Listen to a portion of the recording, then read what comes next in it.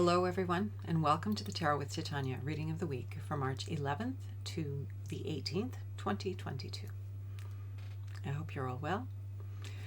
Let's get started, shall we? I invite you to take 3 nice deep breaths with me to pull yourself into this present moment, wherever you are across time and space. We're doing this together, so let's get to it.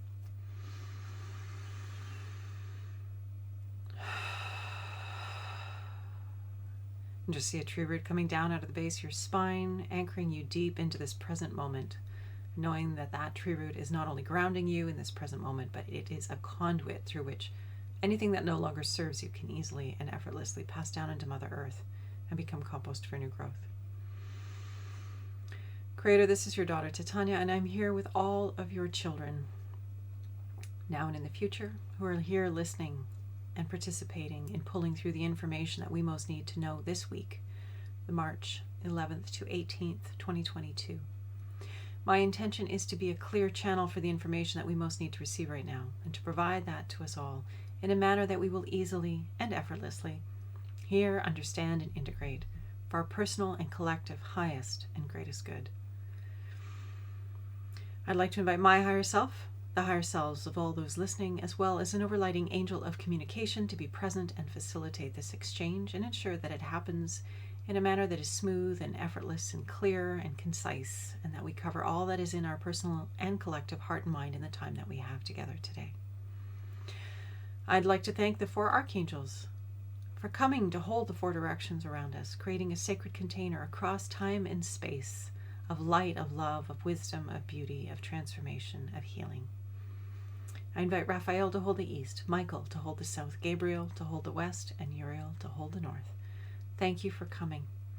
We set the tone for clarity, for wisdom, for ease, for upliftment, for empowerment, for healing, for transformation. Again, for all that is in our personal and collective heart and mind, for awakening, for ourselves and all those that we are in life with.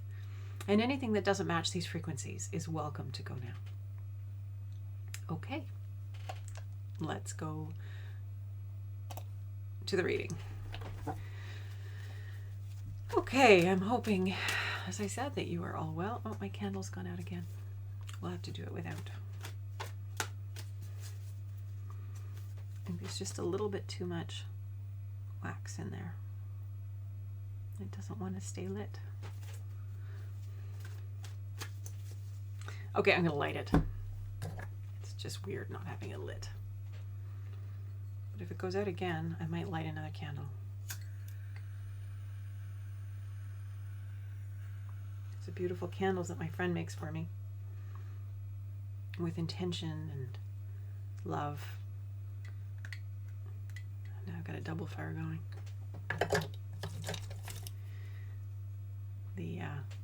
It'll probably just burn down. Okay. Housekeeping. Who knew? Okay.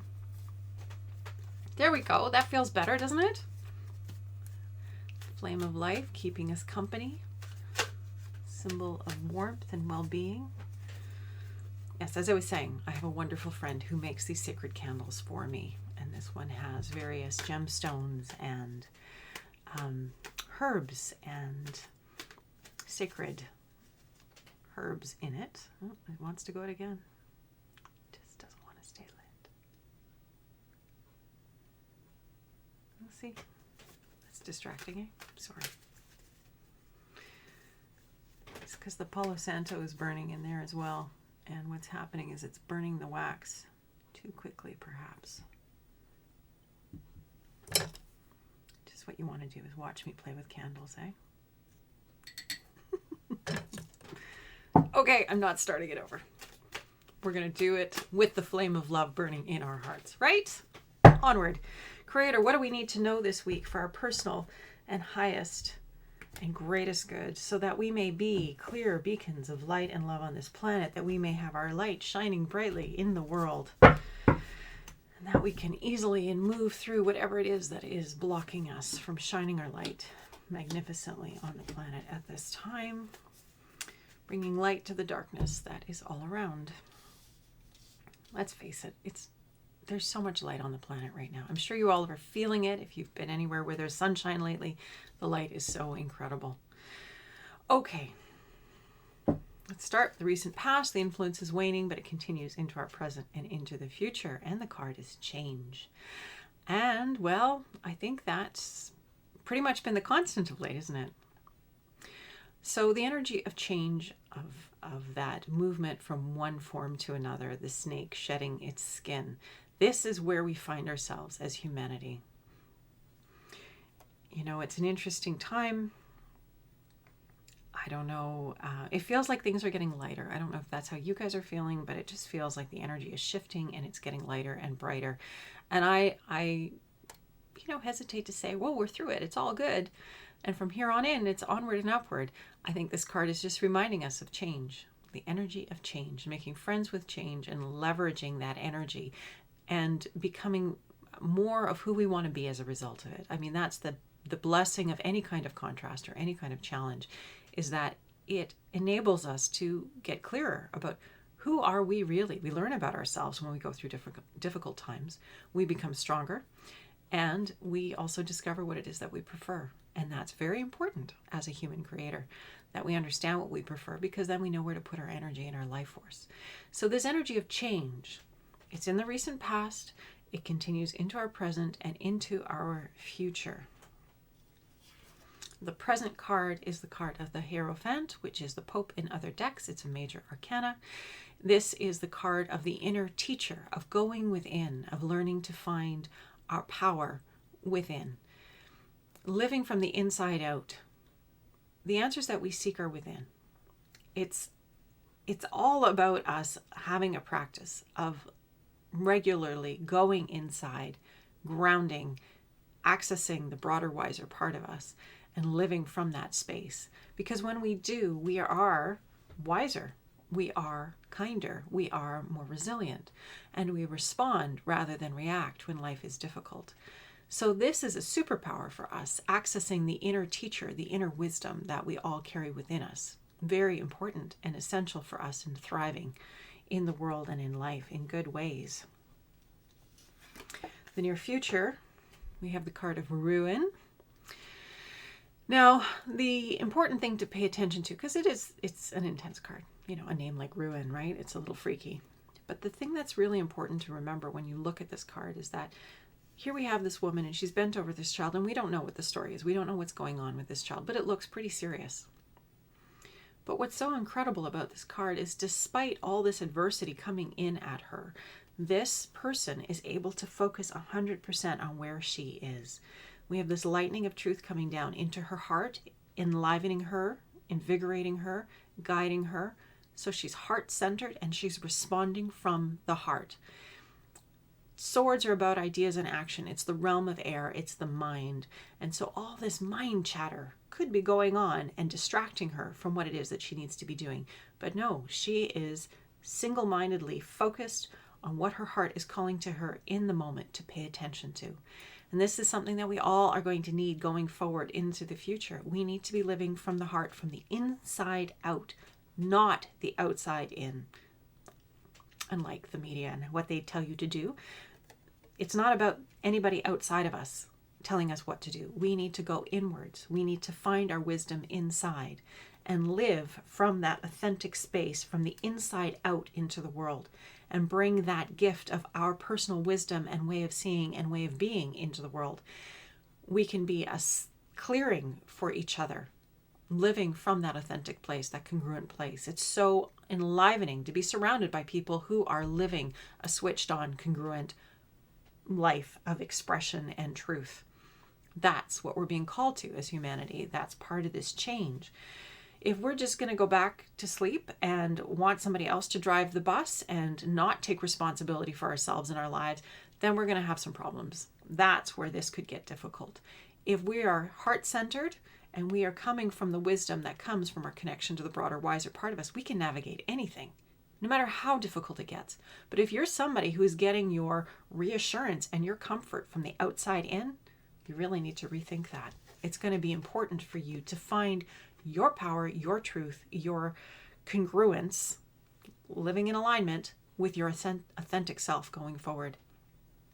because things are going to get, well, we don't want to hear that it's going to get wonky, but if you are not living in that way, it will be more and more challenging on the planet. That's what I'm seeing here in the cards. That's the message that's coming through. It's really time for us to take responsibility, go within, and live a balanced, aligned life. Okay, the foundation card, why we're having the reading this week, is the card of opposition, the Seven of Swords. And so here we have the woman, and she has a gloved hand. We're not focusing very well on that, but she has a gloved hand, and it's holding something very precious, and she's holding it close to her heart.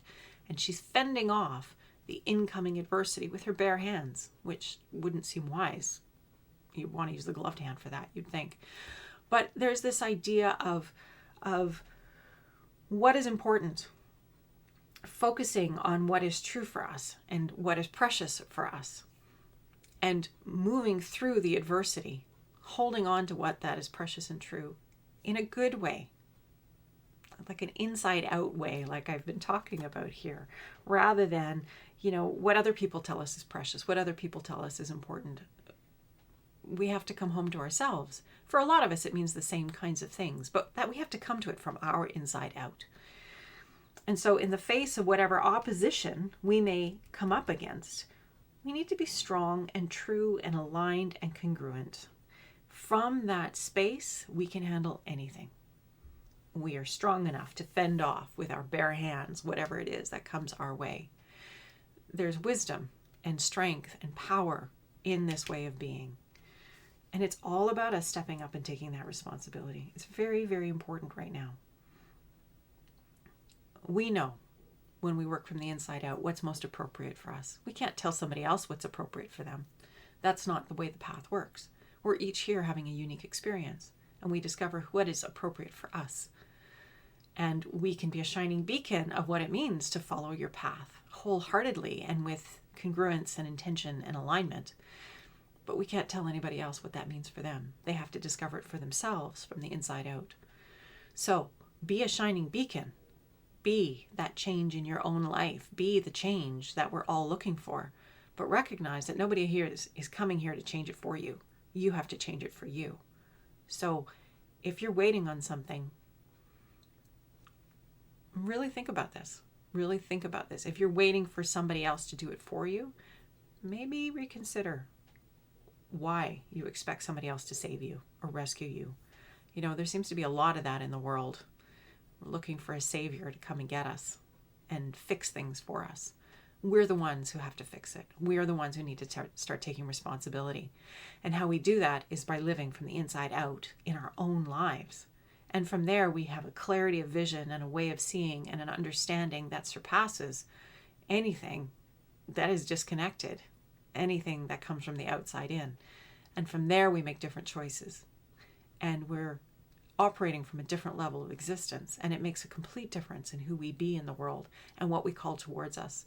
And when enough of us hit that critical mass, then it's just this impetus in the human race. It takes a small percentage to shift a collective. And so as each of us rises and takes responsibility for ourselves and our choices and our decision and our future and our move forward in life towards our yes, towards our passion, towards our preferences, towards those things that light us up, then life meets us in a different way and life changes. It changes for us personally, but it also begins to change in the outer world. And others are changed simply by our presence. We become walking beacons of light. So I invite you to become a walking beacon of light. Let's do this together. Let's change the world in a good way. And we'll find our way forward and change what needs to be changed and bring humanity to a whole new level. Okay, let's pull the card to grow on. And coming up, I'm going to be doing the equinox reading. We have the spring equinox coming up on the 20th. I think it's at 8:33 in the morning, Pacific Standard Time. So hopefully you are getting out and meditating every day, building your energy, your life force, your light force as we come towards the equinox.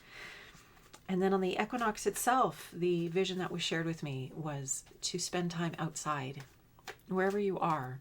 Go find a natural place, even if that means just leaning against a tree that's growing by the road. Just go and spend some time connecting with life force, with living nature. And even where you are is very deeply into winter, that's okay. the idea being that we are adding our life force, our energy, our vitality, our love for life to the collective, and adding that to the beauty of the change of this season. There's a lot of energy that rises at this time of year, and it's a tremendous opportunity for us to come together and pool our energy and our resources and move life in a brilliant new direction. So I invite you to consider that this coming March 20th. So put it on your calendar. And up till then, build your energy as much as possible. And doing that, that's yoga, that's drinking lots of fresh water, that's getting rest, that's taking care of yourself. But meditation, some kind of practice, movement practice, being in nature, just allowing yourself to fill with life force so that you are full and ready to contribute magnificently on the equinox. Okay, so what is our card to grow on, Creator? What do we need to know for this week going forward? What do we need to carry with us? What do we need to identify with and pull towards us in good ways so that we can be ever of greater service to life and to love and to the good, making right choices and right decisions and right efforts? Alrighty, so we've got the card of disappointment. So this card, we have this lady here and this gentleman here. And this gentleman here has just made this lady an offer. And she likes him very much, but not enough to say yes. And so, sadly, she has had to say no. And 3 of the hearts are broken, but 2 are whole. She had to stay congruent. She had to do what was right for her. As much as she likes him, she couldn't compromise her truth, her preference, her knowingness of what will bring her joy to please him. Message for all you pleasers out there. So this is very much about this journey that we're all on, rediscovering who we really are. What is our light? What is our love? What is our joy? What are we here to experience? And our preference, our yes, is the direction we always need to point our boat in. And in this case, her yes didn't line up with his. And so, yes, it was disappointing for him. And for her in a way, because it meant an end to their understanding or their relationship. But she's now moving forward again towards her yes, and he is free to find the yes of his heart, the person who will say yes back to him, where they can co-create and make a magnificent life together in a good way, where both of them are 100% behind it and saying yes to each other from a wholehearted place. So this is our card to grow on. Where do we need to be paying attention to our yes? And yes, it might be disappointing for others that we're not choosing what they would prefer us to choose. But this is about us having our life journey and our life experience and coming alive and being congruent. And that means body, mind, heart, and soul in alignment, living truthfully, authentically from the inside out, no longer compromising, no longer settling, no longer saying yes to things that we really want to say no to. This is calling us back to ourselves. What's true and authentic for us? And I'd encourage you to do this from a space of love, self-love, and love for others. Because if you're saying yes to them when you don't really mean it, it's not fair to them. Just like it's not fair to you. And then you wind up with a mess down the road. So I'm not suggesting anybody out there, do anything crazy or radical unless it feels like that's where you need to be and what you need to be doing right now, and you've been thinking about it for some time. But maybe it needs to be addressed, and maybe conversations need to be had, and maybe a new ground is able then to be found. Sometimes we feel we're backed into a corner and we see it just in a black and white situation when really there's a third alternative. We just don't see it.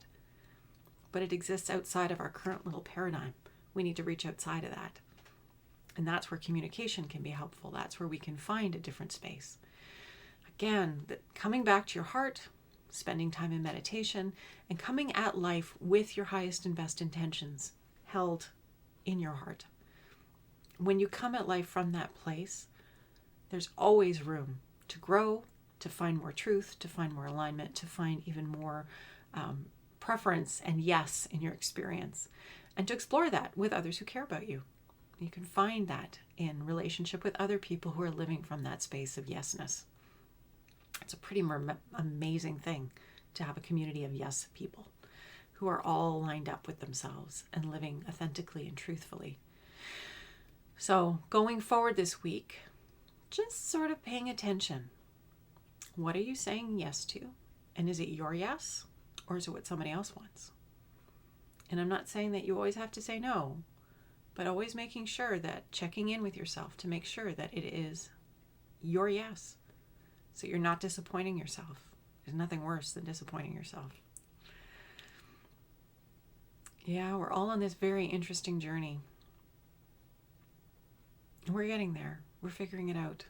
But navigating this piece, this preference piece, and finding ourselves it feels really big right now. And having the courage to do it even in the face of others maybe not approving. You know, we're all here having a different journey. No one else can know what it's like to be you. No one else can know what it is that you're here to do. You get to discover that for you. It's part of our taking responsibility for ourselves. And it's a good thing. So, with that, I wish you a beautiful week wherever you are. And I hope that you will take advantage of this opportunity to build your life force, your light force coming up to the spring equinox, and that you will join in the collective energies building on the planet for the good, adding your own enthusiasm and joy of being alive and being in human form at this time. And let that energy build brightly and beautifully to add to the good of all life everywhere. I will look forward to seeing you again next week. In the meantime, take good care of yourself. Lots of love and light. Please like and subscribe. And do feel free to share this video if there's anyone in your life who you feel could use what the messages here are. A little bit of a boost, a little bit of an encouragement to finding their way in the world. I love you lots. Take care. Bye for now.